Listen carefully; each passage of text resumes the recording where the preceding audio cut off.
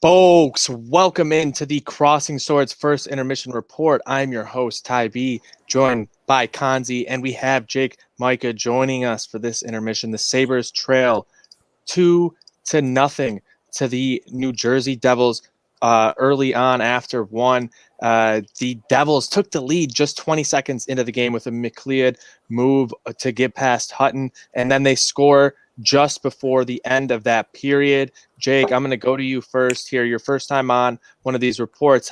How do you think that first period went for the Sabres? Because I don't think it was very pretty. Yeah, I mean it's pretty. The 2-0 on the board with both goals in the first and last 20 seconds is like the epitome of the last thing you want for a hockey team. Like the 20 seconds, that's just a backbreaker to start this game. Yeah. Like there was first of all, why were Montour and Irwin out for the first shift of the game? I don't really understand putting a new group together to start the game, and it didn't look like they were really. They looked confused on that pass. Like it just looked like they didn't know which guy was supposed to be responsible in the middle there. It's just looking at each other pretty much, like hands up. That was just a mess. I mean, they didn't play bad the whole period, but that's been the story of this team the whole year, right? Like it looks good. It looks like they should be scoring more, getting more chances, but they just don't. They don't get it to the net enough. Absolutely. Absolutely. And you have a goalie in Eric Comrie who's making just his 9th career appearance, has an .868 career save percentage in the NHL. Kanzi, I think you got to do a little bit more to get after Comrie early on. Oh, yeah, but it just seems like every shot the Sabres take gets blocked. Like, if I had $1 for every time a shot got blocked, I wouldn't have to work another day at my 9 to 5.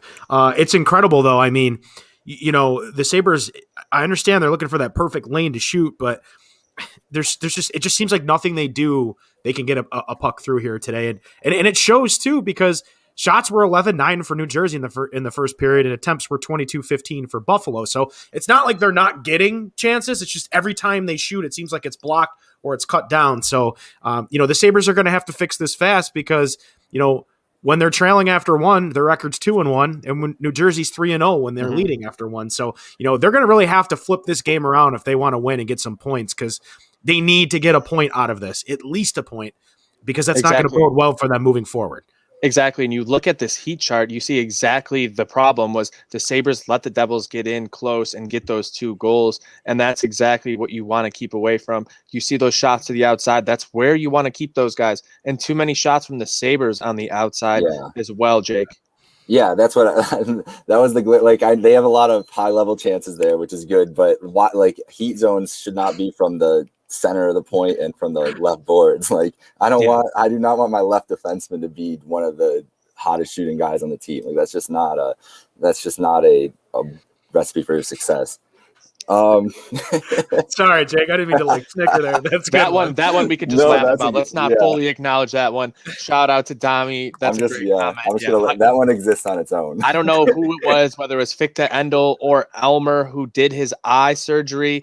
He's not seeing the puck very well still. Kanzi, I think that's got to be a big problem for Sabres fans. This goalie issue is this goalie problem is an issue. Still. Well, the second goal, that's a fluke goal. Like, that's just a bad bounce. I mean, and I'm not sitting here saying I'm a Carter Hutton defender, but things like that happen in the game. And Marty Baron will be the first to say a few couple lucky bounces for the Sabres, and they're in this game.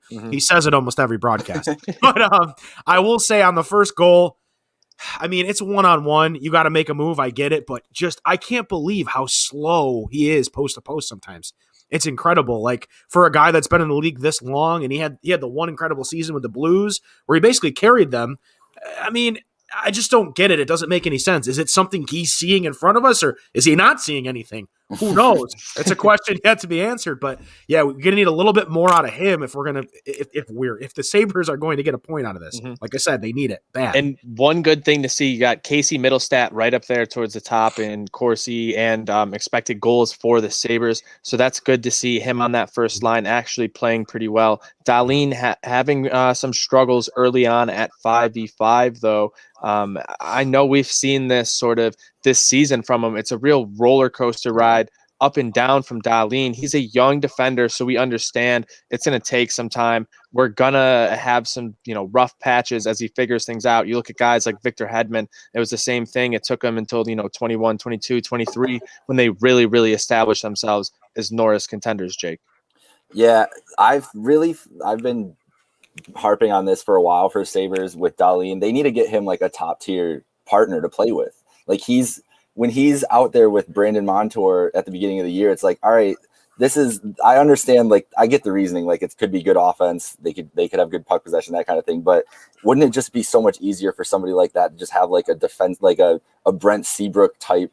That's like the form, like the guy that I'm thinking of, someone like that. I don't know who that is. Colin Miller's a pretty good replacement on that, but I still think he can't really pick up the slack in the defensive end as much. He's great offensively, and that sometimes they look great in the offensive zone, keeping pucks in, keeping the play moving. But yeah, Dahlin, you can tell sometimes he's really, really battling in the defensive zone. Like the other game, I think one of the games against the Rangers when he broke his stick, or last week after a goal, it's like you can tell that's a dude that's just like, he's in his head. He's trying to figure out answers in there.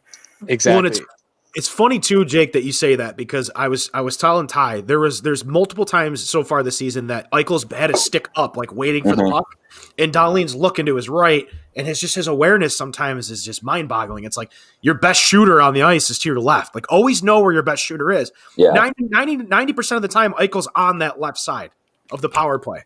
Yep. Shoot the puck over there, see what happens. Let Eichel get hot, because you shoot hot to stay hot in this league. Yeah, exactly. And shout out to everyone tuning in on the Crossing Swords first intermission report. And we got some questions from the viewers. Sorry, Kanzi, you're getting covered up on this one. Serious question in reference to goaltending. Do you think a trade for goaltender is a viable option, whether it's a package for a semi-decent name or a change of scenery guy? Yes, I think it's absolutely in play right now. The Sabres have to be one of those names. Looking at goaltending, you're right there on the precipice of the playoffs. Olmark's been generally fine, but he's got a lot on his mind. Do you really want to ride him this full season?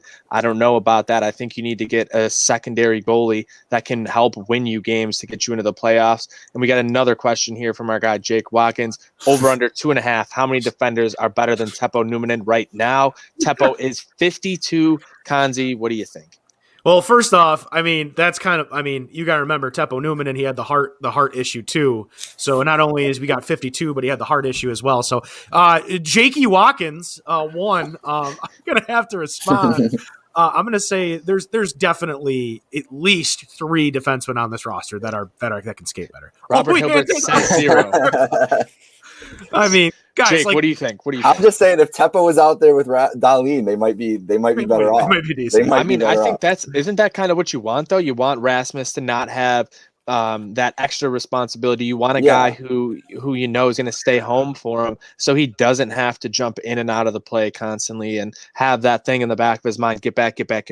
He has to be able to trust his partner's going to be there, and that whatever, offender is getting back, one of your forwards is able to get back into the play and able to help things out. When you're able to do that and play in a system where you don't have to do as much thinking and more just playing and flowing within the game, I think that's when Dahlin's going to have his most success.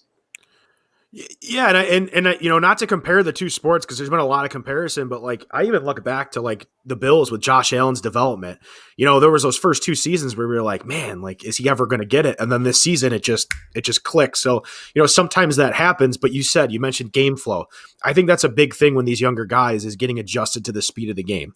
The game's a lot quicker than it used to be. There's guys that are of elite talent. There's 3-4 guys on the ice at a time that are high caliber players. So I think for Dahlin, it's just he got bigger. I think he needs to get a little more comfortable with his body now. He's a little bit bigger guy. Guys are coming after him now because they know he's not that pipsqueak defenseman he was just a year ago. Mm-hmm. So I think, like you said, flow of the game, playing within yourself, and he's got to be a little more confident. But they've had two, 3 head coaches in the last 2-3 years. So I mean, his head's got to be on a swivel right now. So I don't know. I hope we see something in the the rest of the season or even next year where he takes that next step and it all just ends up clicking. So. Yep. And before we get back to the game here, Hutton might be Swiss cheese, but as Robert Hilbert says, that's not fair to Swiss cheese. Thank you for that. I think that's absolutely true. What you need to do to win this game is not give up shots on Carter Hutton, continue to possess this puck, get deep into their zone. Can we trade for another goalie? Fleury, hopefully. Fleury's a big name. Darcy Kemper, another name. I think those are great options for you. Fleury, obviously, you're going to have to worry about some money things. You're going to have some money out to kind of equal that out. I don't know. I think Vegas is close to the cap as well. So you're going to have to pretty much even that out. So that makes it very tough.